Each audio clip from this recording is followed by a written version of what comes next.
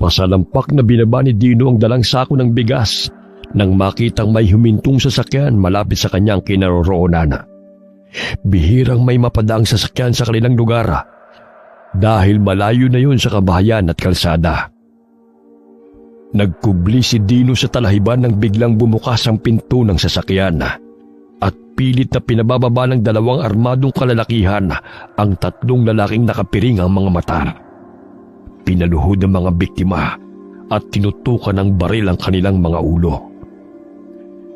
Ganun na lamang ang pagmamakaawa ng mga biktima, ngunit hindi man lamang pinakinggan ang kanilang panaghoy. Ilang beses na kayong binigyan ng palugit ni boss, ngunit ang tigas ng mga bungo nyo.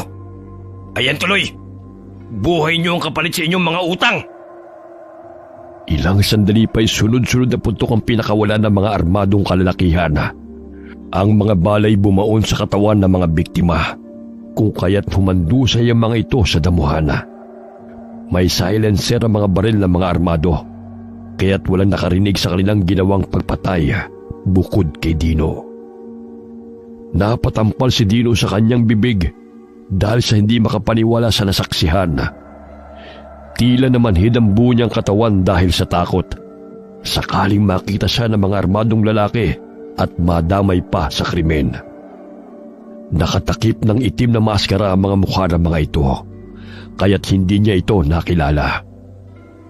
Maya-maya'y biglang iniluwa ng kotse ang isang tao. Nadagdagan ang pangangatog ng katawan ni Dino nang biglang tumambad sa kanyang mga balintataw ang kakaibang itsura nito. Mabalasik ang mukha. Ang balat nito'y kulubot at lumalaylay. Nakausliri ng matatalim nitong ngipin na siyang nakadagdag sa nakakatakot nitong anyo. Dali-dali nitong tinungo ang kinaroroonan ng mga bangkay at walang pagdadalawang isip na winakwak ang tiyan ng mga ito at nilantakan ng mga laman loob. Kailangan ko na makalis dito bago pa ako makita ng mga lalaki at ng aswang na yan. Dahan-dahang lumakad si Dino palayo mula sa kanyang pinagkukublihan. Ngunit nandilat ng kanyang mga mata nang lumikha ng ingay ang malilit na sanga na kanyang naapakan. Lumakas ang kabog ng kanyang dibdib nang marinig ang tinig ng lalaki. May tao! Hanapin nyo! Dali! Pigil hiningang patuloy na tinatanaw ni Dino ang mga armadong kalalakihan at ang aswang na abalang kumakain ng laman loob. Tumakbo siya ng mabilis nang makita niyang papalapit sa kanyang kinaroroonan ang armadong lalaki. Iniwan niya ang sako ng bigas na pinabili sa kanya ng tiyahin at inunang iligtas ang sarili. Patay ako nito kay tiya. Ngunit kapag naabutan naman ako ng mga lalaki at ng aswang na yun, siguradong paglalamayan din ako bukas. Naririnig ni Dino ang sunod-sunod na pinakawalang putok ng mga salarin. Ang ibang mga balay bumabaon pa sa mga kahoy. Madalas na tinatapunan ng mga bangkay ng mga sinalvage ang lugar na yon sapagkat wala masyadong dumadaan at malayo ang mga kabahayan. Madalas ay may natatagpo ang chinap-chap na bangkay na nakasilid sa sako roon. Lumabas ka na! Huwag kang matakot! Mga kaibigan mo kami! Pilit na sinisiksik ni Dino ang sarili sa likod ng puno upang hindi makita ng taong naghahanap sa kanya. Subalit laking gulat niya nang biglang natamaan ng bala ang kanyang braso. Dahilan na napasigaw siya sa sakit. Tumakbo siyang muli habang sapu-sapu ang sugatang braso. Sino ang mga taong yun? Bakit sila pumapatay? Diyos ko po, tulungan niyo po ako. Ayoko pang mamatay. Umahangos na nagpatuloy sa pagtakbo si Dino sa loob ng gubat nang biglang may maaninaw na liwanag na nagmumula sa flashlight. Tumakbo siyang muli upang humingi ng tulong sa mga taong yun. Manong, tulungan niyo po ako. May mga taong humahabol po sa akin. May aswang po silang kasama. Namilog ang mga mata ni Dino nang biglang umisi ang dalawang lalaki sa kanyang harapan. lumabas ang matatalim na mga ngipin ng mga ito na ikinatakot ng binata. Aswang din kayo? Maawa po kayo sa akin. Wala akong kasalanan sa inyo. Noon wala. Ngunit ngayon, meron na. Dahil sa pagiging tsismoso mo. Hindi ko sinasadya na makita ang mangyayari. Maawa na kayo sa akin. Pangako wala po akong pagsasabihan. Anong kakala mo sa amin, ututo? Malas mo lang, bata. Kaya pagpasensya mo, na dito na lamang nagtatapos ang iyong buhay. Itinutok ng lalaki ang baril sa ulo ni Dino. Napapikit ang binata at hinintay na lamang ang nalalapit niyang kamatayan. Ngunit biglang bumagsak ang lalaki sa damuhan at tumatalsik pa ang dugo, dulot ng mga matindi nitong sugat sa leeg. Bumangon ka na riyan, bago pa tayo maabutan ng kanyang mga kasamahan.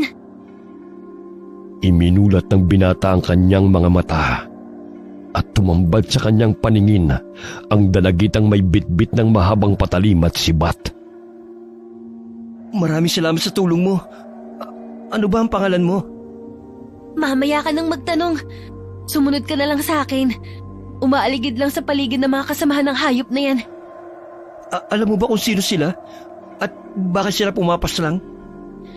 Sa pagkakaalam ko, mga aswang sila. Wari ko'y miyembro din sila ng kulto. Itanong na lang natin mamaya kay Kapuring. Manatili ka na muna sa aming lugar. Batid kong pinaghahanap ka na ng mga taong yun. Lalo na napaslang ko ang dalawa sa mga kasamahan nila. Aakalain nila na ikaw may kagagawan nun. Tsak na maghuhurmentado na naman si Tia. Dahil hindi ako makakauwi ng bahay, dala yung pinakuha niyang bigas. Pag binalas ka nga naman, napadaan lang eh. Madadamay pa sa kasama ng mga tao at aswang. Huwag kang mag-alala, Manong. Hindi naman masasayang ang bigas mo. Kinuha na ni Buyong. Palinga-linga si Dino sa paligid sa takot na sundan ng mga armadong kalalakihan at aswang. Hinihingal na siya sa paglalakbay sa kabundukan. Ngunit ang dalagitang kanyang kasama ay tila hindi nakararamdam ng pagod. Malayo pa ba tayo, Neng? Sumasakit na ang pa ako sa kalalakad eh. Malapit na lamang po. Mga 30 minutos na lamang bago tayo makarating sa tribo. Naku, malapit na ba yun? Halos lumawit na ang dila ko sa kalalakad eh. Hindi pa tayo nakakarating sa ating patutunguhan. Kung gusto mo, bumalik ka sa pinanggalingan mo para hindi ka mapagod. Iyon nga lang, baka lapain ka naman ng mga aswang. Maya-maya'y nakasulubong nila si Buyong bitbit ang sako ng bigas. Wala nang nagawa ang binata kundi ang sumama na lamang sa magkapatid. Kabilang si Isay sa tribo ng Teduray na naninirahan sa Timog Kanlurang Mindanao. Kabilang sila sa pangkat na tinatawag na Eteurotor na naninirahan sa bundok. Ang Eteudogot ay tawag sa mga Teduray na nakatira malapit sa dagat. Eteutera ang nakatira malapit sa ilog Tirana. At Eteuufi sa mga Teduray naman na nakatira sa iba't ibang lugar ng Upi. Ang mga Teduray ay nahahati sa Muslim at Kristiyano. Ang mga naninirahan naman sa bundok ay nanatili sa tradisyonal na pamamaraan.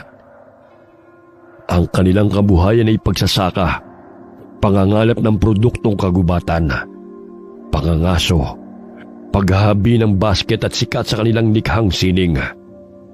Gayunpaman, ang kanilang tribo ay nakikipag-agawan sa lupain ng bawat pangkat. Malapit na po tayo, Manong. Ayun na pong bahay namin. Batid kong labis ang iyong pagod, kaya't makakapagpahinga ka na. Kailangan din gamutin ang iyong sugat. Ako nga pala si Dino. Ikaw, anong pangalan mo? Ako si Isay. Iyan naman ang kapatid kong si Buyong. Paano mo napatay ang mga aswang na lalaking yun? Paano mo sila nakayanan? Dahil dito sa mga sandata, sanay na po kami makipaglaban. Sa katulad naming mga katutubo, laki kami sa kabundukan. Kaya sanay kami makasagupan ng iba't ibang klase ng hayop, maging ng mga aswang. Salamat uli sa pagsigip niyo sa aking buhay. Kung hindi kayo dumating, tiyak na naubos na ako ng mga aswang na yun. Naunang pumasok ng kubo si Buyong bitbit ang sako ng bigas. Agad niya yung inilapag sa sahig na pinagtaka ng kanyang ama. Sumunod sina Isay at ang binatang si Dino na sapu ang sugatang braso nito. Sumama ka sa akin, Manong. Pupunta tayo kay Kapuring upang magamot niya yung sugat mo at matanggal ang bala na bumaon dyan. Tumango ang binata at sumunod sa dalagita. Ilang sandali pa'y hinawi ni Isay ang kurtina na tumatakip sa isang silid. Kapuring, may kasama po akong nangangailangan ng tulong niyo. Napaawang ng bibig si Dino nang humarap ang babaeng tinatawag na Kapuring. Ang buong akala niya ay isang matandang babae, ang manggagamot na bukang bibig ng dalagita. Ngunit napamangha ang binata sa angking kagandahan nitong taglay. Kayumanggi ang balat nito. May mahabang buhok at kaakit-akit ang angking ganda. Magandang gabi sa iyo, magandang binibini. Ako po pala si Dino. Siniko siya ni Isaya dahil sa napatulala na ito habang nakatitig sa manggagamot. Maya-maya'y nanumbalik ang kanyang diwa at dumapit kay Kapuringa na patuloy na humahanga sa kagandahan nito. Hindi mo naman sinabi na ganito pala kaganda si Kapuring. Sus, ipagamot mo na nga yung braso mo. Baka ma-infection pa yan at ikamatay mo pa. Ayos lang mamatay sa piling ng isang magandang dilag. Bahala ka na nga riyan. Magsasaing pa kami ni Buyong. Salamat din pala sa bigas, Manong. Sa wakas, makakakain din kami ulit ng kanin. Uy, dadali ko pa yun sa bahay ni Tia. Wag na. Amin na lamang to. Kabayaran sa pagsagip namin sa iyong buhay. Umiling-iling na lamang ang binata sa tugon ng dalagita. Maya-maya'y sinenyasan siya ni Kapuring na umupo sa tabi nito. Mabilis ang tibok ng kanyang puso. Hindi niya may pagkakaila na nagkagusto siya sa isang babae sa unang pagkakataon. Tahimik lamang si Kapuring habang nililinis ang kanyang sugat. Napatitig ang dalagang manggagamot sa kanya na siyang sanhi ng pamumula ng kanyang pisngi. Tahimik na tinatapalan ng dahon ni Kapuring ang kanyang sugat. Ilang sandali pa ay kumuha ito ng maliit na metal na pang-ipit at marahang dinukot ang balang bumaon sa kanyang braso. Tiisin mo na lamang ang sakit hanggang matanggal ko ang bumaong bala. Pigil hiningang tiniis ni Dino ang kirot. Kinagat niya ang kwelo ng kanyang damit dahil sa sakit na kanyang nararamdaman. Ilang sandali pa ay narinig niya ang tunog ng balang inilagay sa stainless na palanggana. Huminga siya ng malalim at napatingin sa kanyang sugat. Ayan, natanggal ko na, Ginoo. Tinapalan ng dinikdik na halamang gamot upang maghilom ang sugat. Nalalanghapan ang binatang hininga ng dalaga dahil nagkalapit ang kanilang mga mukha. Malakas na napasigaw si Dino ng diina ng manggagamot ang nilalapat niyang halamang gamot sa binata. Aray! Dahan-dahan naman po. Maganda ka naman talaga eh. O siya, maaari ka nang lumabas ng silid. Tapos ko nang gamutin ang sugat mo. Sige, salamat. Gusto mo bang samahan ako sa labas upang makapag-usap tayo? Marami pa akong gagawin. Lumabas ka na. Wala akong panahon makipag-usap lalo na sa walang kwentang bagay. Sige, salamat uli, Kapuring. Lumabas ng silid si Dino. Ngunit bagya siyang napahinto sa labas ng silid at hinawi ang kurtinang nakatakip doon. Sinilip niya kung ano ang ginagawa nito at naaninaw niya na nagdarasal ang dalaga habang nakaharap sa altar. Bahagyang napahinto si Kapuring sa kanyang pananambitan at napalingon sa binata.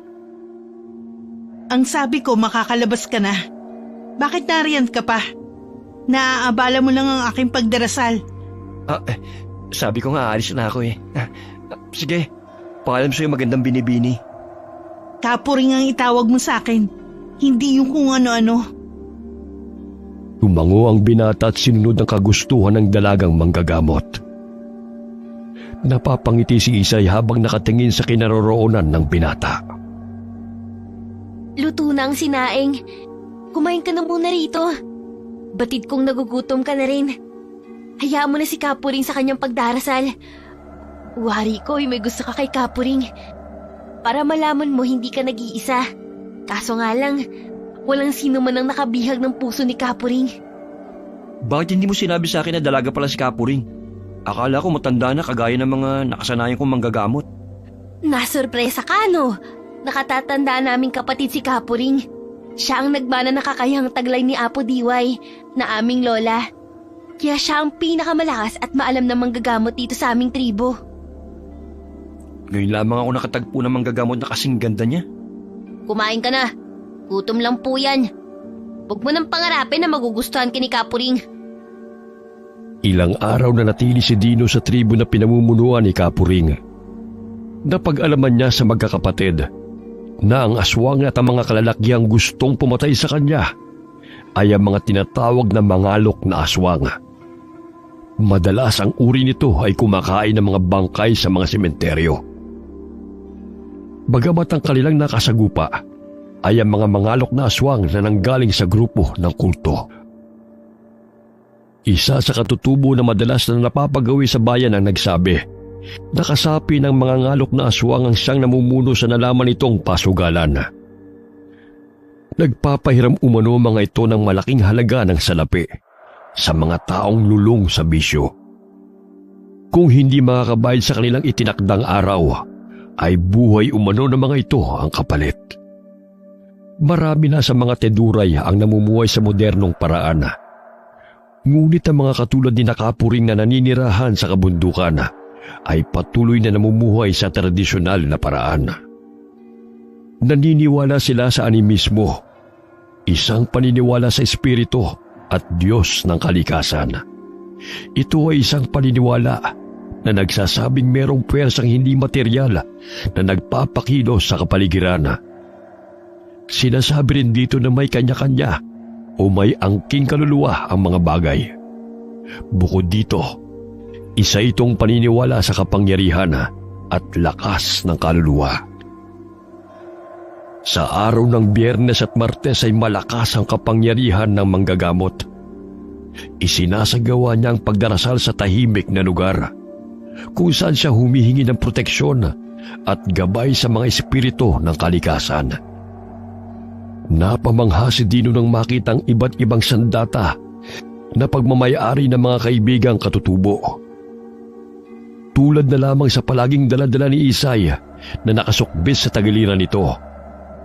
Ang sandatang Chris na maihahalin tulad sa isang samurai na pasigsag ang talas at matalim din ang bandang dulo nito. Matalim na bolo naman ang palaging dala ni Buyong. Grabe naman. Ang bata niyo pa ngunit palagi na kayong may bitbit na patalim. Ginagamit namin to laban sa mababangis na mga hayop sa gubat, pangkuha ng pagkain, at higit sa lahat, iligtas ang sarili mula sa kapahamakan at mga kaaway. Nakikita mo ba ang malaking peklat sa mukha ko?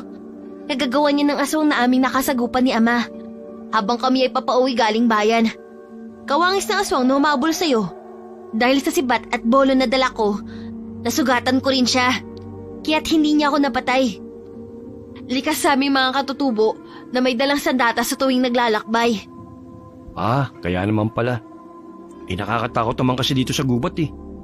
Kahit saan ka lumingon, parang bigla na lamang may susulpot na kalaban. Payapa ba sa lugar niyo, Manong? Hindi rin. Umaga pa lamang maririnig mo ng talak ng tiya ko. Kaya mas gugustoy ko manatili na muna rito. Kahit papano nakakatulog ako ng maayos. Inampun si Dino ng kanyang tiyahin nung siya'y 6 na taong gulang pa lamang. Sapagkat hindi na sila kayang buhay ng kanilang mga magulang dahil sa kahirapan ng buhay. 9 silang magkakapatid at pang-5 siya. Sakitin si Dino kaya't kinuha siya ng tiyahin upang maipagamot. Nang gumaling ay pinag-aral siya nito. Ngunit ang kapalit naman ay ang pagsisilbi niya na wari isang katulong kontratuhin, hindi isang kapamilya.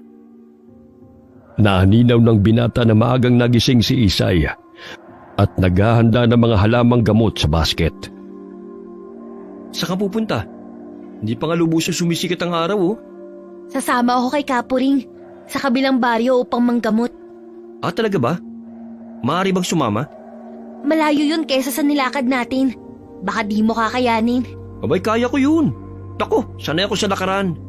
O sige, dalhin mo na tong basket at may kukunin pa akong ibang sangkap. Ilang araw nang namamalagi si Dino sa tribo. Ngunit hindi pa rin niya nakakausap ng masinsinan si Kapuring. Batid niyang tinamaan siya sa dalaga, ngunit hindi niya kayang ipagtapat ang kanyang damdamin. Napatulala siya nang mapansin na lumabas ng dampa si Kapuring.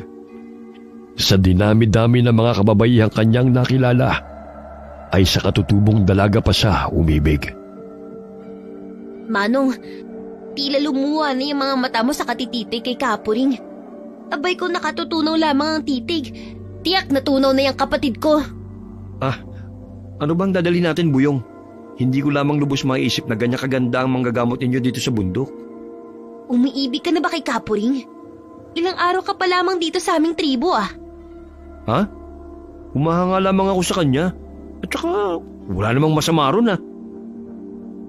Nagsimulang maglakbay sina Kapuring at ang dalawang kapatid kasama ang binatang si Dino. Sanay ang mga ito sa lakaran ng nakayapak na hindi man lamang nakaramdam ng hapdi sa kanilang mga talampakan. Napapangiti si Kapuring dahil batid niyang nanibago ang binata sa paglalakbay sa masikot na kabundukan. Nakasuot ito ng tsinelas, ngunit siya pa itong nahihirapan. Ayos ka lang ba, Ginoo? Tila napapagod ka na. Sige, magpahinga na muna tayo at kumain na rin.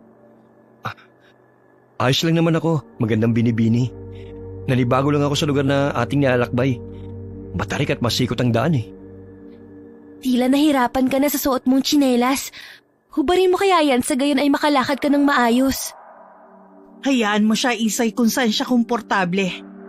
Itutulad mo pa siya sa atin na puro kalyo na itong ating mga talampakan. Ah, susubukan ko. Pasensya na kayo ha. Sanay lamang ako sa mga gawaing bahay, sa babuyan at saka pagsasaka. Ngunit hindi sa malayong paglalakbay katulad nito. Batid ni Dino na malayo na ang lugar na kanyang pinaroroonan mula sa baryo na kanilang tinitirhan. Dahil sa kanyang pagtaka sa mga armadong kalalakihan, ay napadpad siya sa kabundukan. Bagamat ang pangyayaring yun ay nagdulot sa kanya ng positibong pananaw. Dahil napalayo siya sa mga taong sanhi ng kanyang paghihirap. Mahirap man ang pamumuhay sa kabundukan, ngunit nagkaroon siya ng kapanatagan at kaginhawaan dahil sa taus-pusong pagtanggap sa kanya ng mga katutubo. Wala siyang naririnig na bulyaw sa tuwing gigising siya sa umaga, sakaling hindi nagagawa kaagad ang ipinag-uutos sa kanya. Bagamat mapanganib man ang kabundukan, dahil sa mababangis na hayop at aswang na maaaring makasagupa, mas pinili niyang manatili roon kasama mga estrangherong ginagalang ang kanyang pagkatao. Malapit na tayo, Manong. Nakikita mo ba ang mga kubong yun? Doon tayo paroroon. Kaunting tiis na lamang po. Huwag kang mag-alala. Kaya ko pa naman maglakad eh. Hindi pa naman ako nalulumpo. Natawa si Dino sa kanyang sinabi. Hindi niya lubos maisip na mahigit 2 oras yung nilalakbay na magkakapatid upang makapanggamot lamang sa mga kapwa katutubo. 2 beses sa isang linggo. Maraming kabataan ang sumalubong sa kanila. Napansin niya ang isang dalagita. Sa hinuha niya ay nasa 14 hanggang 16 na taong gulang pa lamang ito. May bitbit na 2 taong gulang na bata at nagdadalang tao. Ang babata pa nilang nakapag-asawa. Kung nag-iibigan naman at nagkasunduan ng 2 partido, wala namang pong problema. Sana ganun lamang kadali ang buhay. Ngunit kinakailangan pa nilang makapag-aral. Sa mga katulad po namin na malayo sa paaralan, tumatanda na lamang po na hindi nakapag-aral. Hindi naman imposible mangarap at makapag-aral eh. Sana ganun nga lamang po kadali, Manong. Gusto ko rin pong pumasok sa eskwela. Kaso nga lang ang layo ng paaralan. Natigil ang kanilang pag-uusap nang sinalubong sila ng matandang babae. Humihikbi ito habang humihingi ng tulong na gamutin ang kanyang anak. Lumulobo ang tiyan nito at wari niya pinaglaruan ng masamang engkanto. Tumana po kayo. Nandito kami upang gamutin ang iyong anak. Oh, Buyong, halina kayo. Tama na yung kulitan niyo sa mga bata. Naaliw ang mga katutubong mga bata kay Dino, kaya't nagpakarga ito sa kanya. Maging sa kanyang likod ay nakasabit dahil nanibago sa kanilang bisita. Mamaya na tayo maglaro mga bata ha. Dadalhin ko lamang tong basket kay Kapuring. Tumango ang mga batang lalaki at binitiwan ang kanilang bisita. Agad na sumunod na pumasok si Dino sa maliit na dampa. Bumungad sa kanyang paningin ang binatilyong lalaki na halos nangingitim na ang bibig nito. Pinahira ng dinasalang langis ni Kapuring ang katawan ng binatilyo. Maya-maya'y pinainom niya ito ng maligamgam na tubig. Pinirapiraso niya ang luyang dilaw at inilapat sa noo ng binatilyo at marahan niyong inihipan. Ilang sandali dinikdik niya ang luyang dilaw at inilapat sa tiyan ng binatilyo at bumulong ng orasyon. Maya-maya'y sumuka ng itim na likido ang binata na may kasamang maliliit na mga insekto. Pinahiran muli ni Kapuring ng langis ang tiyan ng binatilyo na may katas ng dinikdik na luyang dilaw. Paulit-ulit na sumuka ang binatilyo hanggang sa may labas niya ang lahat ng itim na likido mula sa kanyang tiyan. Pinainom siya muli ni Kapuring ng maligamgam na tubig na pinaglagaan ng luyang dilaw. Unti-unting umaliwalas ang itsura ng katutubong binata. Pinaglaruan siya ng engkantong kanyang nagambala sa gubat. Ipahid niyo itong lang sa kanyang katawan na aking binasbasan bago sumapit ang dilim sa loob ng 3 araw. Sa gayon ay tuluyan na siyang gumaling. Laking pasasalamat ng mga katutubo sa tulong ni Kapuring. Marami ring nagpahilot sa kanya, lalo na ang mga bata, maging ang mga buntis ay kanyang sinuri. Hindi kaagad nakabalik na kabilang bundok ang manggagamot at ang mga kasamahan nito. Dahil humihilab ang tiyan ng katutubong si Nori. Anumang oras ay iluluwalan nito ang panganay nilang anak. Masayang naghahapunan ng mga katutubo kasama si Dino. Napatigil sila sa pagkain ng tinawag sila ni Erion dahil manganganak na ang asawa nito. Dali-daling pumunta si Kapuring at Isay sa bahay ng mag-asawa. Nadatnan nilang nakahiga si Lori habang sapo ang tiyan. Pumutok na rin ang kanyang panubigan kaya't lalabas na ang sanggol. Tinulungan ni Isay ang kapatid sa pagpapanak sa katutubong teduray. Tanging lampara nagsisilbi nilang liwanag sa madilim na gabi. Bahagyang napatigil si Kapuring sa kanyang ginagawa. Magbantay kayo sapagkat may negatibong puwersa akong nararamdaman na umaaligid sa paligid. Batid ko ngang sanggol ang pakay nito. Halika, Manong. Magbantay tayo ron. Maging ako'y nakaramdam ng mga yabag sa paligid. Nagbantay sa labas ng bahay sina Dino at Buyong. Habang si Erion ay hindi mapakaling pabalik-balik sa paglalakad dahil sa pag-aalala sa kanyang asawa at magiging anak. Napahinto ito sa paglalakad nang masipat ng kanyang paningin na may 2 taong nagkukubli sa mga talahib. Sumenyas ito kina Buyong at Dino, kaya tumingin ang dalawa sa itinuturo nito. Naninaw ni Buyong na nakaupo ang 2 tao habang nagkukubli sa mga talahib. Dahan-dahan nilang tinungo ang kinaroroonan ng mga ito. Naminog ang mga mata ni Buyong nang makumpirmang mga aswang yun. Dahil habang lumalapit siya sa mga ito, ay tumitindi ang mabahong amoy na maihahalin tulad sa dumi ng manok. Sumenya si Buyong sa 2 kasama upang hulihin nila ang mga ito. Ngunit laking gulat niya nang bigla na lamang lumabas mula sa talahibang isang mangalok na aswang at mabangis siya nitong hinablot. Napasigaw si Buyong kaya tumakbo patungo sa kanyang kinaroroonan ng dalawang kasama. Hindi makapaniwala si Dino nang tumambad muli ng malapitan sa kanyang paningin ang mangalok na aswang na kanyang kinatatakutan. Nanumbalik muli ang kanyang takot kaya't naisipan niyang tumakbo. Subalit nang makita niya si Buyong na sinasakal ng mangalok na aswang, ay nanaig ang kanyang kagustuhang tulungan ng kaibigan. Naalala niyang sibat na kanyang hawak, kaya't hinambalos niya yon sa mangalok na aswang. Inambahan niyang tusukin ang aswang. Subalit nang lumingon ito sa kanya ay nagulat siya at bigla siyang natumba. Binitiwan ng mangalok na aswang si Buyong at nabaling ang atensyon nito kay Dino. Lumayo kayo sa akin! Itutusok ko tong sibat hanggang sa bumaon sa kalangala mo. Sige ka! Nanginginig ang kamay habang itinututok ni Dino ang pinatulis na sibat sa aswang. Habol hininga si Buyong dahil sa higpit ng pagkakasakal sa kanya. Napangisip ang mangalok na aswang habang nakatayo sa harapan ng binata.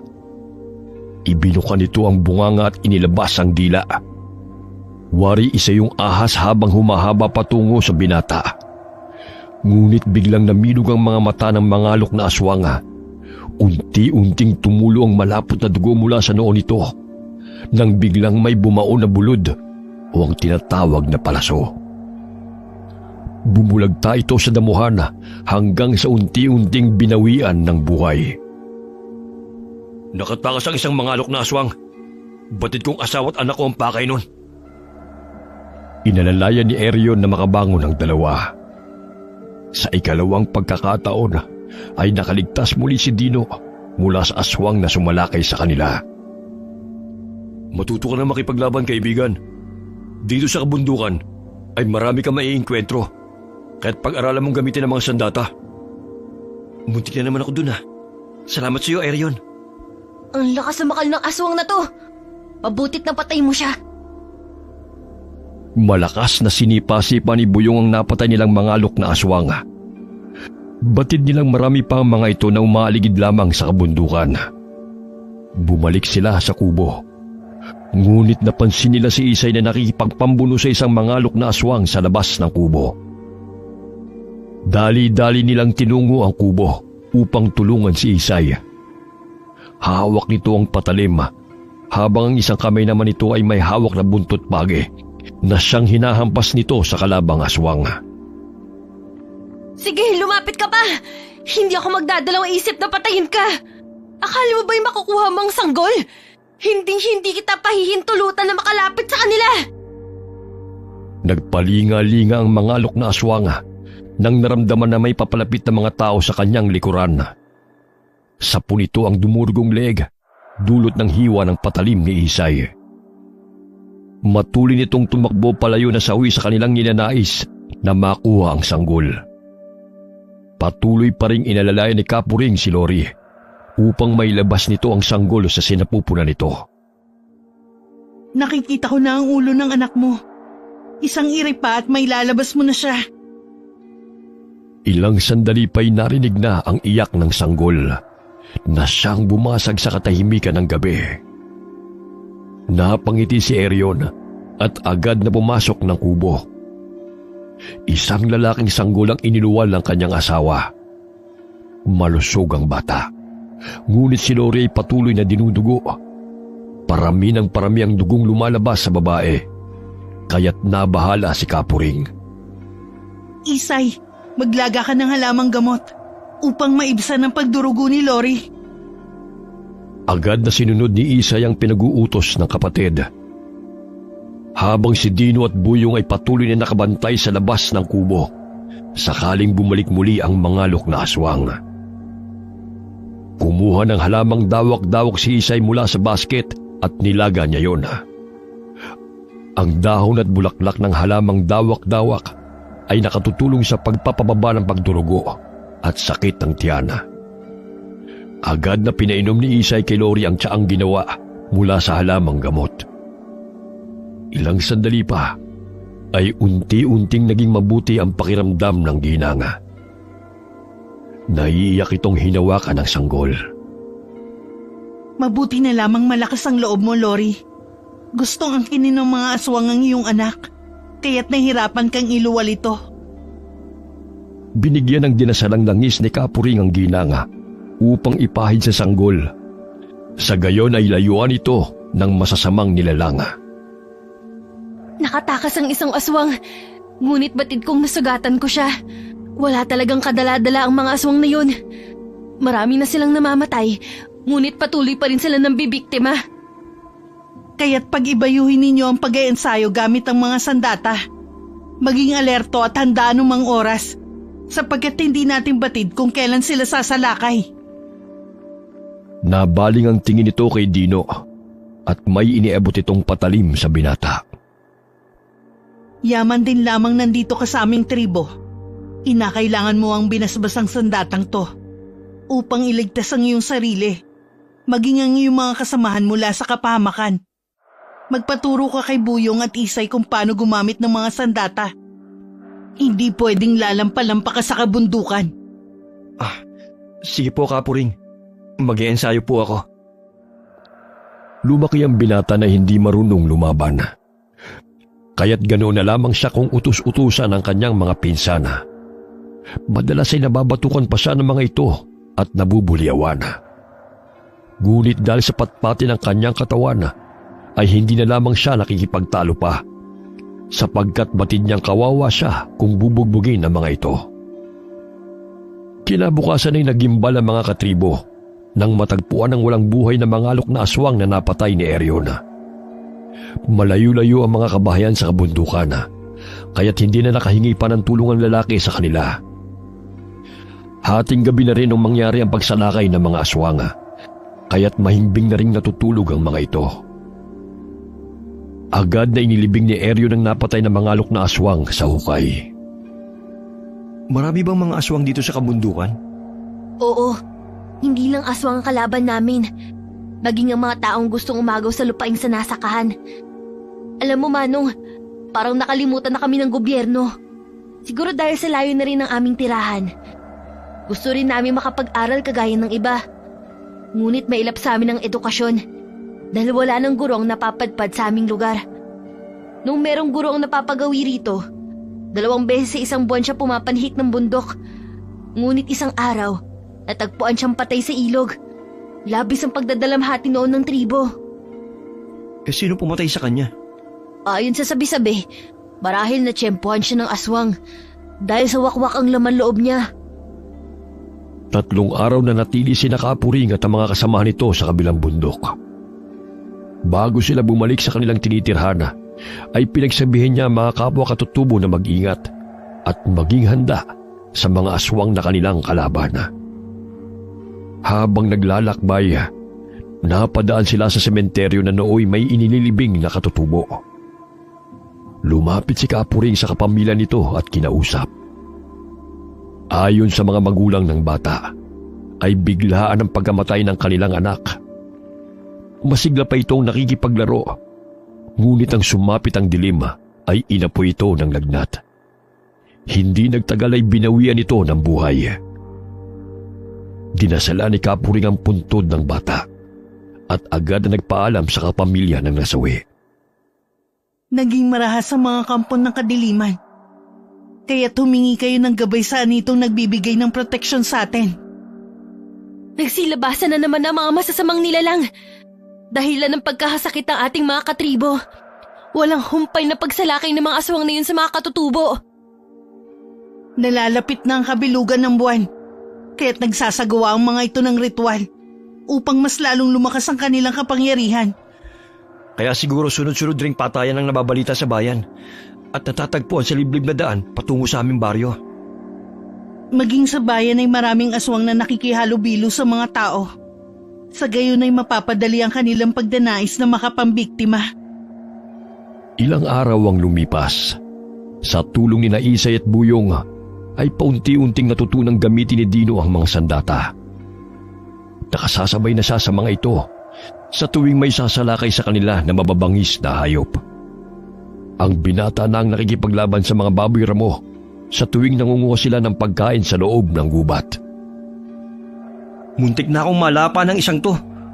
Mabuti na lang, maliksi ko siyang natusok ng busog. Masarap sanang ihawin to eh. Kaso hindi naman kayo kumakain nito dahil sa paniniwala nyo. Maalam ka na sa paggamit ng busog, Manong ah. Abay, magpakitang gilas ka kay Kapuring. Baka mabuksan mo ang natutulog yung damdamin. Alam mo, may pagkakomedyante ka rin bata ka. Lay na nga kayo upang mailibing na natin to. Para hindi maging sanhi ng sakit. Ang baboy ramo at ibang hayop sa loob ng gubat ay tinatawag na tabo, na ang ibig sabihin ay sagrado. Dahil sa paniniwala nila sa animismo, kaya't bawal itong patayin. Maliban na lamang kung magdudulot ito ng panganib sa kanilang buhay, kaya maaari nila itong paslangin. Napapikit si Dino nang may maapakan siyang dumi. Batid niyang hindi yun pagmamayari ng hayop, kundi galing sa tao. Putik, pag minamalas ka nga naman oh. Sa dinami-dami ng maaapakan, ang napakabahong bagay pa na ito. Kaya kayo nagkakasakit eh. Dahil kung saan lamang kayo dumudumi, na nagiging sanhi ng mikrobyo. Tignan mo kasi ang dinadaanan mo. Matapos nilang maghanap ng pagkain, ay agad silang umuwi sa kanilang tinitirhan. Nag-umpisang maghukay si Dino upang gawin niyang palikuran. Nagpatulong siya sa ibang mga katutubong naroon upang matapos nila ng maaga. Inutusan rin niyang kumuha ng dahon ng nyog ang mga ito upang gawing dingding at bubong. Tanghali na nilang natapos ang palikuran. O ayan, simula ngayon, diyan na kayo magpapasabog sa tuwing nakakaramdam kayo ng tawag ng kalikasan. Anong tawag ng kalikasan? Yan ba kami magdarasal? Hindi, diyan kayo dudumi, pambira ka talaga. Sa gayon, hindi napakalat-kalat yung mga ipot nyo. Makakatulong din yan para hindi kayo magkasakit. Namangha si Kapuring sa ideya ng binata. Kaya't maging ang ibang katutubo ay gumawa rin ng palikuran kagaya ng isinagawa ng binata. Sa paraang yun ay naging madalang ang pagkakasakit ng mga katutubo, lalo na ng mga bata. Maging sa pagsusulat at pagbabasa ay mistulang naging guro nila si Dino. Kaya't napalapit ang loob ng mga katutubo sa kanya. Lumabas ng bahay si Kapuring habang kinukwentuhan ni Dino ang mga batang katutubo tungkol sa paaralan na kanyang pinasukan. Gamit ang maliit na kahoy ay sinusulat niya ang mga letra sa lupa upang turuan ng mga bata sa pagsusulat. Kahit papano'y may matutunan sila dahil sa ipinagkait sa kanila ang karabatang makapag-aral. Maraming salamat sa iyo, Ginoo. Maraming natutunan ng mga bata sa iyo.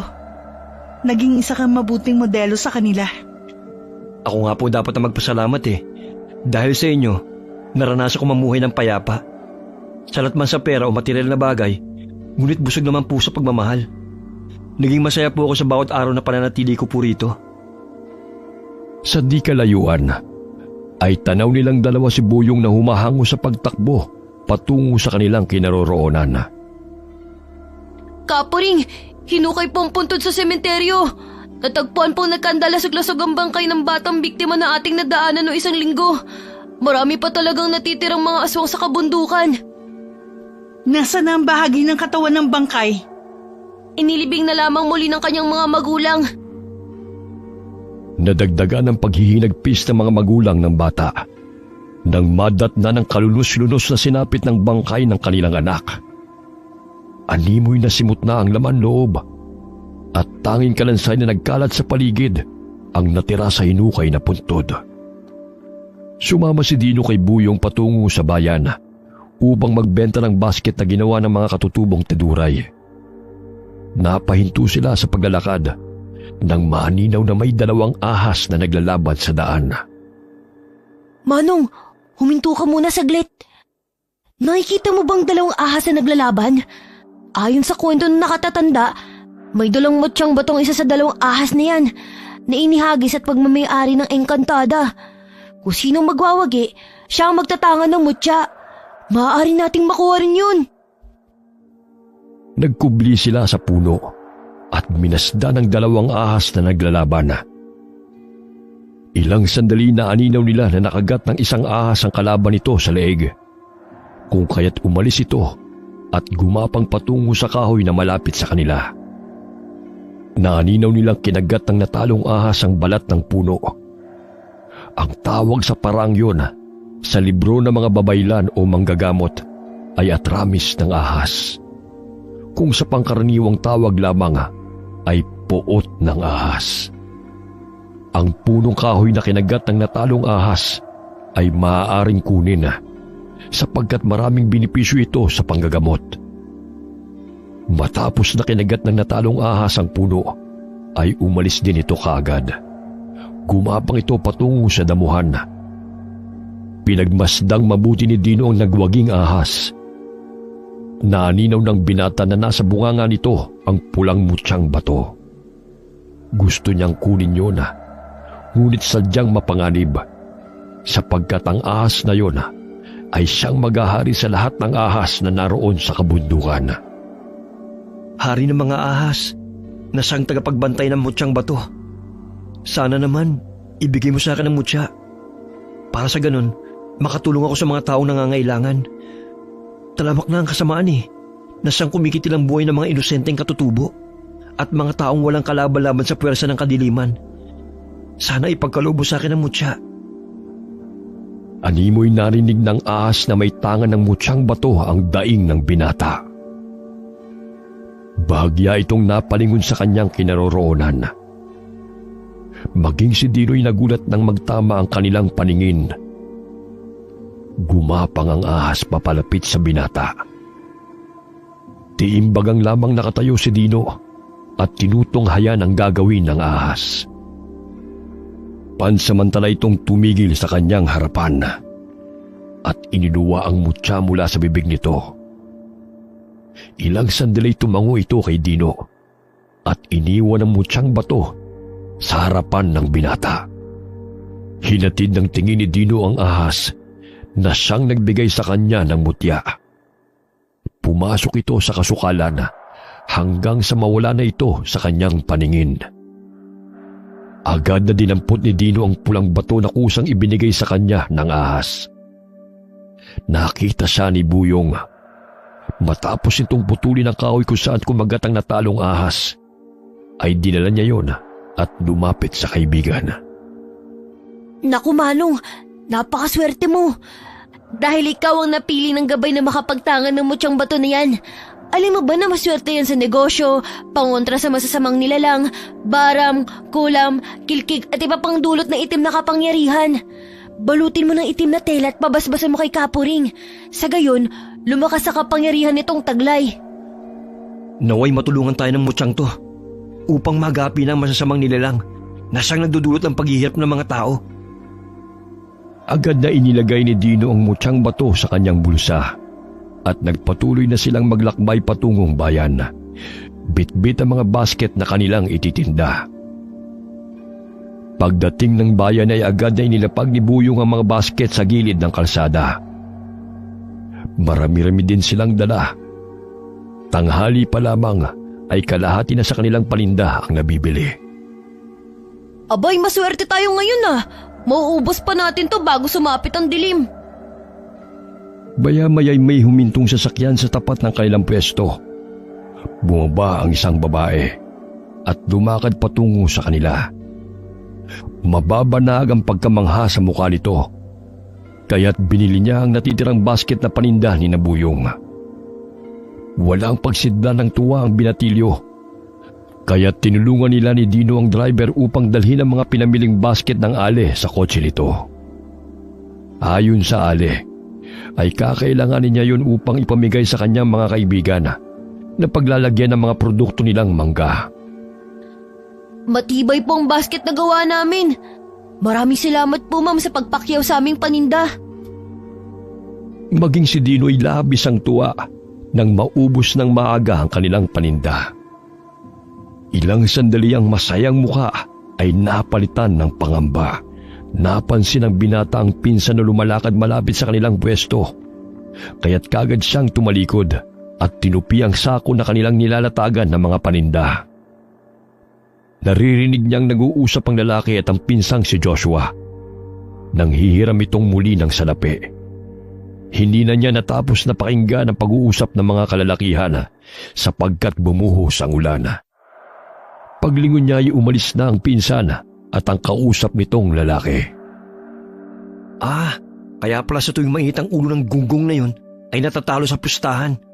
Tapos akin pa ibubunto ng galit. Pailing-iling na tugon ng binata sa sarili.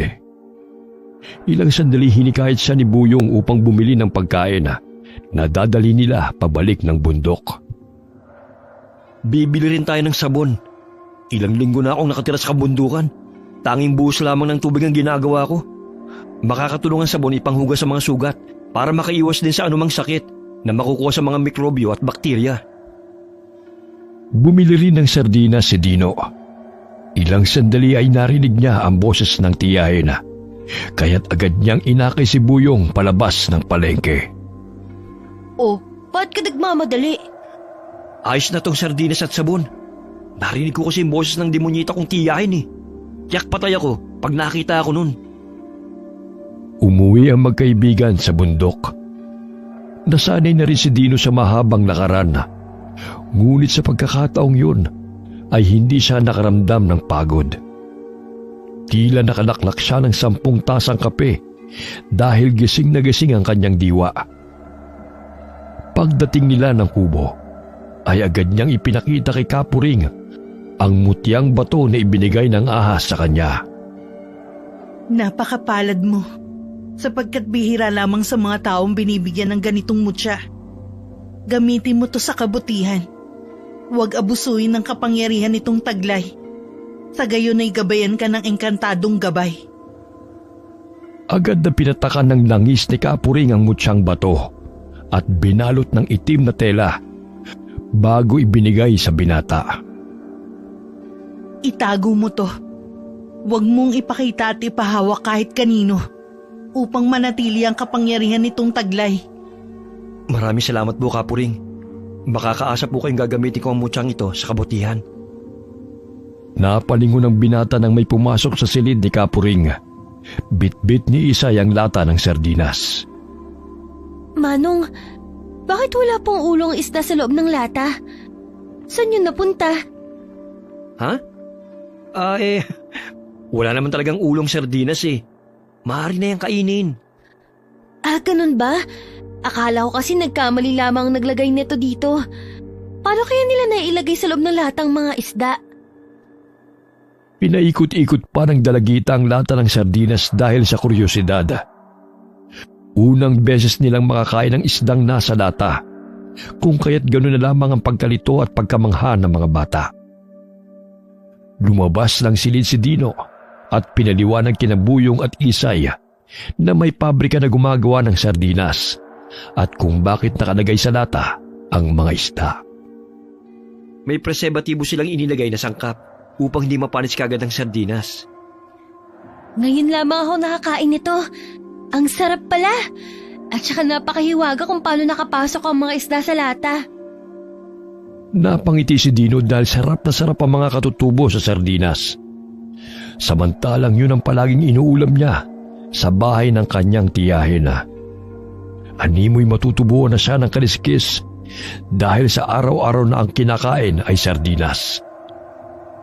Ngunit sa mga katutubong katulad ni Isay at Buyong na namulat sa simpleng buhay, lahat ng maihahain sa hapag ay kanilang binibigyan ng halaga. Kapuring, halina po kayo. Tikman niyo po tong sardinas. Masarap po. O sige, tawagin niyo na si Ama upang makapaghapunan na tayo. Unang beses na naging espesyal ang ulam na sardinas kay Dino, sapagkat yun ang madalas niyang kainin sa tuwing hindi siya binibigyan ng pagkain ng kanyang tiya o tinitipid siya nito. Gaya ng kasabihan, anumang inihahain sa hapag ay nagiging espesyal kung kasama ang buong pamilyang nagsasalo-salo sa pagkain na puno ng pagmamahalan. Sa tribo ng mga katutubo Naramdaman ni Dino ang pagpapahalaga sa kanya na maihahalin tulad niya sa ulam nilang sardinas. Kapag nakabenta muli tayo ng marami, bumili ulit tayo nito, Manong. Nako, mauumay ka rin kapag inaraw-araw mo ang sardinas sa pagkain. Alam mo namang bihira lamang kami nakakain ng pagkain katulad nun. Sige, bibili tayo ng marami kapag nagkapera tayo muli. Ngunit huwag araw-arawin, hindi maganda sa kalusugan at saka mauumay ka rin. Madalas nang sumama si Dino kina Isay at Buyong sa pagtitinda ng basket sa bayan. Narinig ni Dino ang balita tungkol sa talamak na patayan. Ang mga bangkay ay natatagpuan sa liblib na lugar o di kay mga kapirasong bahagi ng katawan ang iniiwan sa talahibana. Kahit saan man tayo magpunta, hindi pa rin natatapos ang kasamaan ng mga tao. Dulot yan ng kasakiman. Naikwento ng katabing tindero kay Dino ang tungkol sa mga taong nawawala na nanulong sa sugal kagaya ng sabong. Naging mainit ang balita na yon dahil sa sunod-sunod na pagkawala ng mga tao. Ngunit walang sino man ang nakakaalam kung sino ang dumukot sa mga ito. Marami na rin nakikita ang binata na nakapaskil sa mga poste na missing. Marahil kagagawa niyo ng grupo ng kalalakihan na muntik na akong mapatay. Maaring sila ang pasimuno ng mga pasugalan. Sambit ng binata sa kanyang isipan. Ilang sandali nakita niyang muli ang pinsana at may kausap itong dalawang lalaki. Napansin niya na si Joshua pa ang naghihikayat sa mga ito upang maglaro sa pasugalan. Maliit lamang ang puhunan, ngunit malaki ang balik na panalo ang makukuha nila. Isang stratehiya ng sugal. Papanalunin ka sa umpisa hanggang sa malulung ka at mabaon sa utang. Sinundan niya ang pinsana at nakikita niyang may sinisingil itong tao at binayaran siya ng malaking halaga. Matindi ang kanyang hinala na may ginagawa itong hindi kaaya-aya. Manong, saan ka ba pumunta? Kanina ka pa namin hinihintay ni Isay. Alam mo, Buyong, matindi ang aking pakiramdam na may kinalaman ng aking pinsa sa pagkawala ng mga tao. Marahil ang pinagtatrabahuhan niya ay isang sindikato. Paano mo nasisiguro yun, Manong? Sinundan ko kasi siya eh. May kahina-hinala siyang ginagawa, kasamang ibang kalalakihan. Hindi ko mawari eh. Ngunit nararamdaman kong may masamang hangarin ng mga taong kasama ni Joshua. Habang naglalakad pa uwi, ay napansin ni Dino na may itim na sasakyan na huminto sa bandang talahibana. Inabot sila ng dilim, kaya't hindi sila napansin ng mga taong sakay ng kotse. Nagtago sila sa mayayabong na damuhan upang sipatin kung anong gagawin ng mga tao roon. Bumungad sa kanilang paningin ang mga taong nakasuot ng itim na bumaba ng sasakyan. Kinaladkad ng mga ito ang tatlong kalalakihan na nakatakip ng telang itim ang mga ulo. Kaya pala madalas kong nakikita may dugo sa mga damo. Akala ko ipagmamayari ng mga hayop sanhin ng pangangaso. Sinundan nila ang mga kalalakihan. Nagulat sina Buyong at Isay sapagkat may sikretong kuweba roon na tinatabunan ng mga baging at mga talahib. May maliit na lagusan. Sa tinagal-tagal nilang naninirahan doon ay hindi nila ito napuntahan. Naku, may lagusan pala riyan? Ngayon ko lamang nalaman ah. Ako rin eh. Ano kayang gagawin nila riyan? Nagpupumigla sa mga bihag. Ngunit malakas na suntok ang pinakawala ng isang lalaki na tumama sa tiyan ng lalaking kanilang dinukot. Kaya't namilipit ito sa sakit. Kinaladkad nila ang mga ito patungo sa loob ng kuweba. Marahil miyembro sila ng kultong awang na sinasabi ni Ka Abner. Hinaan niyo lang ang boses niyo. May lalaki pang nandun sa loob ng kotse. Baka marinig tayo. Pumasok sa loob ng kuweba ang mga kalalakihan kasama ang kanilang mga bihag. Kaya't dahan-dahang lumapit ang tatlo sa itim na van at marahang binuksan yun ni Dino. Ngunit laking gulat niya nang magtama ang kanilang mga mata ng driver. Joshua, anong ginagawa mo rito? Bahagyang napatras si Dino nang biglang nagbago ang anyo ng pinsang si Joshua. Matalim itong nakatitig sa kanya na ang mga matay nagbabaga. Tinubuan rin ito ng mga balahibo sa noo na maihahalin tulad sa isang hayop. Bigla siyang sinakal ng lalaki hanggang sa mamilipit siya sa sakit. Joshua, ako to si Dino. Pinsan mo ako. Ngunit tila hindi pa rin siya naririnig ng lalaki at patuloy siyang sinasaktan nito. Ilang sandali pa'y malakas na pinukpok ni Isay ang ulo ng lalaki gamit ang malaking bato. Kaya't nabitiwan nito si Dino. Hindi ba't ang sabi mo demonita ang tiyahin mo? Pinsan mo yan, anak ng demonita. Kaya demonyo rin yan. Sinasaktan ka nga nila noon, di ba? Kahit magpakilala ka pa sa kanya, hindi pa rin maaawa sa'yo. Itali na natin siya bago pa manumbalik ang lakas niya. Imbis na tulungan ng binatilyo ang kapatid, ay naghalungkat ito ng mga gamit sa loob ng kotse. Hanggang sa may makita siyang bag na punong-puno ng salapi. Tingnan niyo, ang daming pera.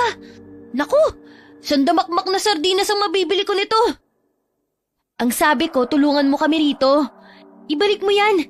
Hindi sa atin ang pera. Wala kang pahintulot sa may-ari kaya hindi mo maaaring kunin. Ay, sayang naman. Sige, pagpapaalam ako para makakuha ko rito. Humarap ang binatilyo sa nanghihinang si Joshua at tinanong ang lalaki kung maaari niyang kunin ang mga pera. Dahil nahihilot nakakaramdam ng sakit ng ulo, ay napatango ito na ikinatuwa naman ni Buyong. Ayan, Isay. Nakita mong tumango siya, di ba? Kaya't pumayag siya. Sa akin ang mga perang to. Makakabili na ako ng isang sakong sardinas. Ay, ewan ko sa'yo. Tulungan mo muna kami rito. Mamaya tubuon ka na ng kaliskis sa kakasardinas mo riyan. Mapagkamalan ka pang syokoy. Nagtulungan silang hilahin ang katawan ni Joshua upang ikubli sa talahiban. Pinulupot nila ang baging sa katawan ng lalaki. Sa gayon ay hindi ito makatakas. Patid kong isa na rin siyang mangalok ng aswang, Manong. Marahil sumali na siya sa grupo ng mga lalaking yun. Ang pagiging aswang may ipapasa sa pamamagitan ng laway at ritual. Isa silang kulto ng mga aswang sa pagkakaalam ko. Nagsasagawa sila ng alay upang mapalakas ang kanilang kapangyarihan. Ang dugo ng kanilang mga biktima, inaalay nila sa Diablo, na siyang nagbibigay sa kanila ng kapangyarihan bago nila lantakan ng mga lamang loob. Hindi ako makapaniwala na sumapi si Joshua sa kanila. Kaya pala may natatagpo ang patay na baboy sa baboy ni Tia. Ako palagi napapagalitan. Siya pala may kagagawan nun. Halina kayo, tignan natin kung anong ginagawa nila sa loob ng kuweba. Gamit ang patalim ay binutasan ni Dino ang mga gulong ng kotse. Hinila ni Isay si Buyong dahil patuloy pa rin itong naghahalongkat ng mga gamit sa loob ng sasakyan. Ano ka ba, Buyong? Tigilan mo na nga yan. Hindi pa ba sapat ang perang nakuha mo? Baka marami pa dyan eh. Sayang naman. Pakamot ulong usal ng binatilyo sa kapatid. Ilang sandali pa'y dahan-dahan nilang tinungo ang kuweba. Hindi nila lubos maisip na may sikretong kuweba roon na naging lungga ng mga mangalok na aswang. Minsan lamang sila napapadaan sa lugar na yon. Tanging ang liwanag na nagmumula sa ginawang siga ang nagsisilbing ilaw sa loob ng kuweba. Kabilugan ng buwan, kung kaya't batid nilang malakas ang puwersa ng mga kampo ng kadiliman. Nagsagawa rin ang mga ito ng ritual. Pinahiga nila ang mga bihag sa sahig. Naaaninong nilang kumuha ng kutsilyo ang isang lalaki at hiniwa ang leeg ng bihag nito. Hindi magawang makasigaw ng biktima dahil sa busal nito sa bibig at nakatali ang mga kamay at paa. Lumuluhod ang mga kampo ng kadiliman habang nakaharap sa ribultong may sungay at nagbabaga ang mga mata. Umuusal sila ng dasal ng paulit-ulit. Unti-unting nagbago ang mga itsura ng kalalakihan. Biglang kumulubot ang mukha ng mga ito at naging mabalasik. Lumalabas ang matatalim at nakausling mga ngipin. Pinatakan ng mga alok na aswang ng dugo ng biktima ang rebulto. Bago nito sinipsip ang lumalabas na dugo sa hiniwang leeg ng biktima. Tila nasasaid na nito ang dugo ng bihag dahil sa namumutla na ito bago niya binitiwan. Agad itong sumenya sa mga kasamahan na maaari na nilang pagsaluhan ang laman ng biktima. Ang mga tao talaga, madaling malinlang gamit ang salapi. Ang salapi ang siyang kumukontrol sa kanila. Malakas na humalakhak ang lider ng mga mangalok na aswang. Humarap itong muli sa rebulto at umusal ng dasal. Napatampal ng bibig si Buyong nang makita ang ginagawa ng mga aswang sa bangkay. Halos masuka siya habang takam na nilalantakan ng mga ito ang laman ng biktima. Niluray-luray nila ang bahagi ng katawan. Nakita pa nila kung paano basagin ng isang aswang ang bungo ng biktima at sipsipin ang utak nito. Manong, hindi ko na kaya. Umalis na tayo rito. Parang hinahalukay ang sikmura ko. Lalabas na sana siya, ngunit bigla siyang nadulas mula sa kanyang kinatatayuan nang maapakan ng bato. Kaya't lumikha ng ingay ang mga batong nagsilaglagan na kanyang nasandalan. Napahinto sa pagkain ng mga aswang at nabaling ang atensyon ng mga ito sa pinagmulan ng ingay. May mga tao. Hulihin sila at dalhin dito. Nakita sila ng lider ng mga aswang, kaya't inutusan nito ang mga kasamahan. Dahil nagsiksikan sa maliit na lagusan, ay nataranta silang tatlo. Kaya't hirap silang makalabas dahil sa naipit nila ang isa't isa. Aray, ano ba yan? Mauna ka nga lumabas, Isay. Nariyan na sila, baka maabutan nila tayo. Ikaw tong sumisiksik sa amin eh. Ikaw ang maunang lumabas. Yun kasi ang bitbit mong bagan sa gabal eh. Hinablot ng mga alok na aswang si Buyong, kaya't kinaladkad nito ang binatilyo sa loob ng kuweba. Ngunit maliksi siyang hinila ni Dino, kaya't tanging ang bag na naglalaman ng pera ang nakuha ng aswang. Manong, ang pera ko! Pambili ko pa yun ng sardinas. Mas importante pa ba yan kaysa sa maligtas ang buhay mo? Tayo na! Hayaan mo na ang perang yan! Umihikbing tumakbo palabas ng kuweba si Buyong. Ngunit laking gulat nila nang biglang humarang ang aswang na si Joshua sa kanilang harapan. Akala niyo ba'y makakatakas pa kayo? Isasama namin kayo sa mga taong yun. Tinutukan ng barel ni Joshua sa ulo ang pinsan at ang magkapatid. Kaya't lumakad ang mga ito patras patungo sa loob ng kuweba. Ikaw na bata ka. Mukha kang pera. Ayan, sa'yo na. Ngunit ang kapalit niyan ay ang iyong buhay. Isinaboy ng aswang sa mukha ng binatilyo ang sangkatutak na pera. Namilog ang mga mata ng binatilyo dahil nagkalat yun sa sahig. Ibibigay mo sa akin tapos papatay mo rin naman ako. Anong silbi pa nun? Nag-iisip ka pa ba? Malakas na sinipa ni Isay ang hawak na baril ng aswang na si Joshua, kung kaya't tumila po nito. Inuha niya ang sandatang kris sa tagiliran at iniwasiwa sa harapan ng kalabang aswang.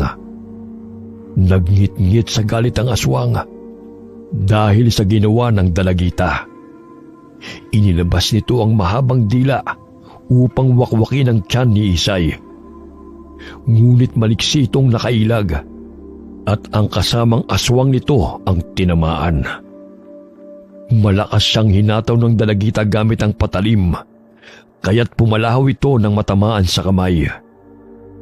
Paulit-ulit siyang inundayan ng saksak ni Isay sa kamay hanggang sa maputo nito. Sige, lumapit ka pa para parehas na maputol yung kamay mo. Nailabas muli ng aswang ang kanyang dila Ngunit maliksing nakailag muli si Isay at tumama yun sa bato. Walang pagdadalawang isip na tinabas ng dalagita ang dila nito at itinarak ang patalim sa dibdib ng aswang na si Joshua. Wala pang aswang maaaring manakit sa akin! Hindi ikaw makakatalo sa akin! Paulit-ulit na sinaksak ng dalagita ang patalim sa katawan ng kalabang aswang hanggang sa bumulagta ito sa lupa at binawian ng buhay. Maging si Dino at Buyong ay nakipaglaban sa mga mangalok na aswang gamit ang kanilang bolo. Palipat-lipat na tumatalon-talon si Buyong sa mga bato habang iniilaga ng pagsugod ng aswang sa kanya. Akin na yung pera! Sinasayang mo lang habang kami halos mamatay na sa paghahanap buhay upang makakain. Kunin mo kung kaya mo. Yun ay kung mabubuhay ka pa. Kapalit ng perang ito. Inilalayo ng aswang ang bag sa binatilyo, dahilan ng pagkainis ni Buyong. Sakaling hindi ako makakain muli ng sardinas kapag nawala ang perang yan, pagsisisihan mo! Akin na yun! Tumatawa pa ang aswang habang inilalayo ang bag sa binatilyo. Ikinasa nito ang barel at itinutok kay Buyong. Ngunit bago pa man ito makalabit ang barel, ay binato ni Isay ang kamay nito. Kaya't nabitiwan nito ang barel. Dahil sa inis ay agad na tinusok ni Buyong ang mata ng aswang gamit ang patalim. Ngunit inilabas nito ang mahabang dila at pinulupot sa bewang ng binatilyo. Malakas nitong ibinagsak si Buyong. Mabuti na lamang inaagaw nito ang bag ng pera. Bago pa man siya bumagsak sa batuhan, ay nasalusan ng bag na naglalaman ng salapi. Malaki talagang naitutulong ng pera, maging sa aking kaligtasan. Natutuwang sambit ng binatilyo. Bumangon siyang muli at binalikan ng namimilipit sa sakit na kalabang aswang. Walang awa niyang inundayan ito ng saksak sa katawan at ginilitan ng leeg. Ilang sandali pa'y bumagsak ito sa lupa at nawalan ng buhay. Agad niyang kinuha ang backpack at isinuot. Batid ni Puring na nasa panganib ang buhay ng kanyang mga kapatid, kaya't nagsagawa siya ng ritual at dasal upang gabayan ang mga ito. Sa ilalim ng kabilugan ng buwan, itinataas ni Puring ang dalawa niyang kamay habang nananambitan. Nagpausok din siya ng kamangyan upang maitaboy ang negatibong enerhiya na bumabalot sa kapaligiran. Samantala, hinataw ni Dino ang mahabang dila ng mangalok na aswang na akmang pupulupot sa kanya. Hindi niya maipaliwanag ang liksi at lakas na kanyang nararamdaman habang nakikipaglaban sa mga aswang. Malakas na palahaw ang pinakawalan ng mangalok na aswang nang ibaon ng binata ang patalim sa tiyan nito. Ibahin mo kami! Namumuhay kami ng patas! Hindi tulad ng mga gahaman at makasarili ng mga miyembro nyo! Patuloy na hinalukay ng binata ang tiyan ng aswang hanggang sa dilat ang mga mata nito na unti-unting binawian ng buhay. Sumampa ang lider ng mangalok na aswang sa mataas na bahagi ng bato sa loob ng kuweba. Umusal ito ng orasyon na siyang ikinatakot ni Dino. Umihip ang malakas na hangin. Kasabay nun ay naririnig nila ang mga atungal ng mga hayop sa labas ng kuweba. Nadidinig din nila ang mga takbuhan. Wari niya ay tinatawag nito ang mga kasamahan upang magkaisa sa kanilang ritual at paghasik ng lagim. Naku, tinatawag niya ang kanyang mga kauri. Sa pamamagitan niyan, inuutusan niya sa lakayin ng mga itong mga tao. Natatakot ako sa kaligtasan ng ating mga katribo. Huwag kang mawala ng pag-asa. Alam ko makakayanan nilang iligtas ang kanilang mga sarili. Walang kasama na magwawagi. Manalig lamang tayo sa may kapal. Alam kong iba ang pinaniniwalaan nyo. Ngunit hindi tayo pababayaan ng dakilang lumikha. Akala nyo ba'y makakalabas pa kayo rito ng buhay? Katulad ng mga sakim na taong yan, ibabaon ko kayo sa limot! Itikom mo yung bunganga mo! kung wala ka namang sasabihin na mabuti. Inasinta ni Buyong ang lider ng mga alok na aswang gamit ang tirador. Ngunit tumambling-tambling ito sa ere upang iwasan ang mga balang pinakawalan ng binatilyo. Bago pa man ito makalapag sa lupa, ay malakas na inihagis ni Dino ang bolo patungo sa ulo ng lider ng mga aswang. Ilang sandali nandilat ang mga mata nilang tatlo nang tumama sa bungo ng mga alok na aswang ang patalim. Bahagya silang natahimik at nagkatinginan. Nako, ang galing mo talaga, Manong. Bilib na talaga ako sa'yo. Nangingisay na bumagsak sa batuhan ang katawan ng mga alok na aswang. Nilapitan siya ni Dino at hinugot ang patalim na bumaon sa bungo ng kalaban. Dito na lamang nagtatapos ang kasamaan mo! Gamit ang dugo ang patalim, ay pinuto ng binata ang ulo ng mga alok na aswang at inihagis sa nagbabagang apoy. Nagngingit-ngit sa galit ang mga kasamahan ng aswang, kaya't sinugod nila ang magkapatid na katutubo at si Dino. Pinulupot ng mga ngalok na aswang ang dila nito sa leeg ng binata at kinilapat ito ang matatalim na kuko sa mukha ni Dino. Ngunit laking gulat ng aswang nang bigla siyang tuklawin ng mga ahas hanggang sa mabitiwan niya ang binata. Tinatanggal niya ang mga ahas na kumakagat sa kanya at inihagis. Ngunit bumabalik pa rin ang mga ito upang siya'y kagatin muli. Kahit isang tuklaw ng ahas ay walang natamo si Dino. Ngunit ang kalaban niyang aswang ay pinapak ng mga ahas na nagdulot ng maraming sugat.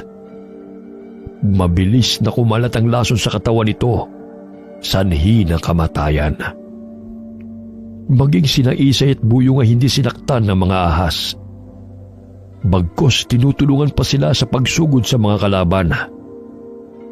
Tinuklaw ng isang ahas ang mata ng mga alok na aswang na lumalapit kay Isay, kaya't umalingaw-ngaw ang sigaw nito sa loob ng kuweba. Hindi makapaniwala si Dino sa kanyang nasaksihan.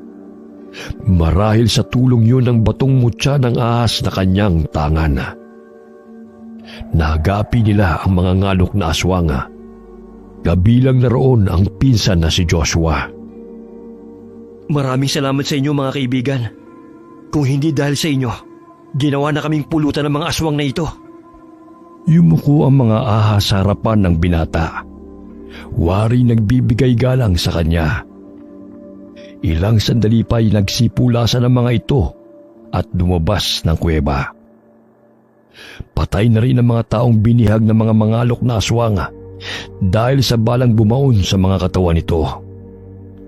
Lumabas ng kuweba sina Dino at ang magkapatid na katutubo. Dali-dali silang lumakbay patungo sa kanilang tinitirhan. Sa daan ay naririnig nila ang mga kaluskos sa paligid. Naaaninaw nila ang mga ahas na gumagapang na sumasabay sa kanila. Manong, tila ginagabay nila tayo. Batid nilang nasa pangarip ang buhay natin.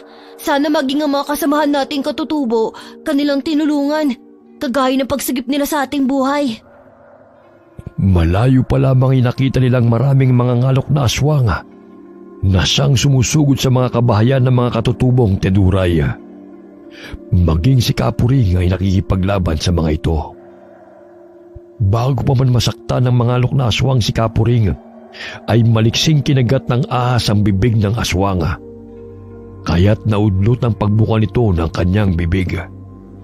Pumulupot din ang dalawang ahas sa daig nito ng mahigpit hanggang sa malagutan nito ng hininga. Nagulat si Dino nang biglang may lumundag na aswang na nagkukubli sa puno. Nagpagulong-gulong sila sa talahiban.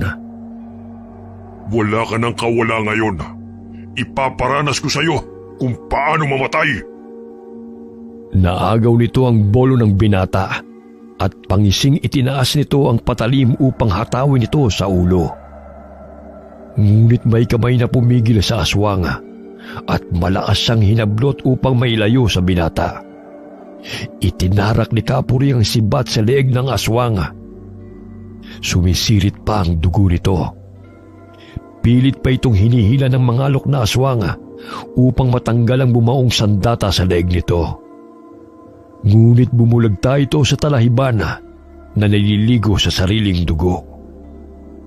Maging ang mga katutubong teduray ay nagtaka dahil hindi sila sinasaktan ng mga ahas, kundi ang mga aswang na sumasalakay sa kanila.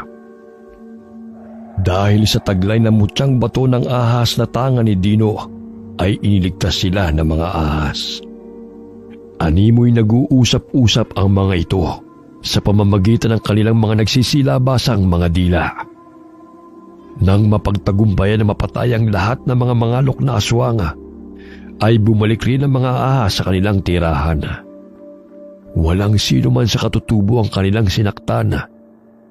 Maging si Kapuring ay nagpasalamat sa mga ahas na tumulong sa kanila. Kinabukasan ay nagimbal ang mga katutubo dahil ang iba sa mga mangangalok na aswang na napaslang ay kanilang nakikilala. Kasapi ng sundalo ang dalawa sa mga ito na nakilala ni Erion. Hindi makapaniwala ang katutubo na ang taong kanyang kaibigang sundalo na bumibisita sa kabundukan ay kauri ng mga mangalok na aswang na siyang naghahasik ng lagim sa kanilang lugar. Ipinagbigay alam nila sa mga otoridad ang pangyayari. Kaya't nadiskubre ng mga ito ang kultong naging pasimuno ng pasugalan na siyang dahilan ng pagkawala ng mga tao. Simula nang mamatay ang mga mangangalok na aswang ay wala nang napapabalitang nawawala sa bayan. Maging ang mga katutubo ay namuhay ng payapa. Si Dino'y napasama sa missing na nakita niyang nakapaskel sa poste. Napalingon lamang siya dahil hindi niya sukat akalain na may maghahanap pa sa kanya, sapagkat ni isa sa kanyang pamilya ay hindi man lamang siya kinumusta kung maayos ba ang kanyang kalagayan habang nagtatrabaho sa babuyan ng tiyahin. Nagpaparamdam lamang ang kanyang mga kapatid kung manghihingi ng pera. Umuwi siya sa kanilang baryo upang magpakita sa kanyang mga magulang at mga kapatid. Labis ang tuwa ng mga ito nang makita siyang buhay at hindi napasama sa mga taong natagpo ang luray-luray ang katawan sa talahiban. Ngunit napagpasya ni Dino na manatiling manirahan kasama ang mga katutubong teduray, sapagkat doon niya naranasan ang payapa at masayang buhay.